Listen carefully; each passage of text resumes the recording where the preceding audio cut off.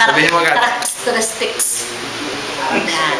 Yan po ang tinatawag na bahagi ng program na Getting to Know You. Ito ho si Brandy. Buti hindi naglaro sa mga.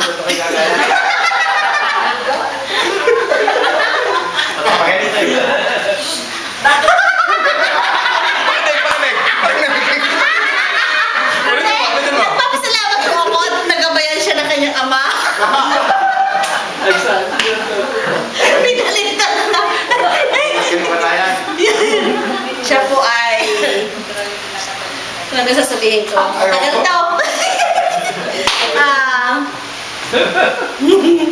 Kalong dalaga sa clinic. Punta ako nag-walking. Kapasalamat po ako sa Panginoon dahil ako ay nakatarpo ng isang ginto ay baliktad yan eh. Ito ang worthless. Salamat. Yung totoo ha. Wait, may na-react. Yun.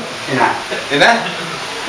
Walang Maramdaman. Wala siyang masabi. masabi. Bakit kaya wala masabi? Sinabi na lahat. Yan ang sabi na uso. Ikaw daw naman. Napakaswerte ko sa aking asawa. Tama na. Yun po lahat. Ay, talagang pagka sinabing swerte, maraming pagpapala na. Sa hirap at ginawa, sa lungkot at ligaya, magsasama kayo. Ang asawa ko po ay babae. Pag minsan ay babae pa rin. Alam mo, marami tayong natutunan sa buhay. Sa tagal namin pagsasama, ilang taon naman? Hindi kami nag-aaway. 100. Hindi nag-aaway kasi ako lang ang dalit. Hindi ako pinapatunan. Kami po ay 17 ng taon.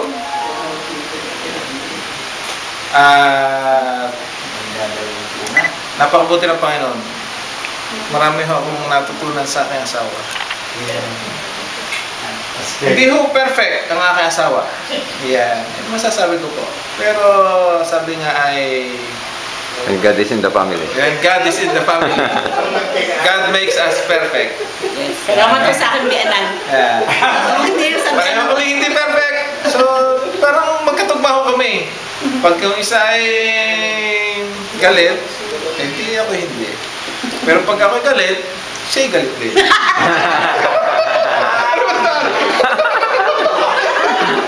Di ako hindi naman gagalit. Tapos ang... tapos. Sumagot talaga kayo. Amen. Because of love, yan, love mo ang talagang nagbabayad sa amin. Yes. Patunayan muna, patunayan muna. Higit pa yan, ha? Higit pa yan. Bakit kaya natin?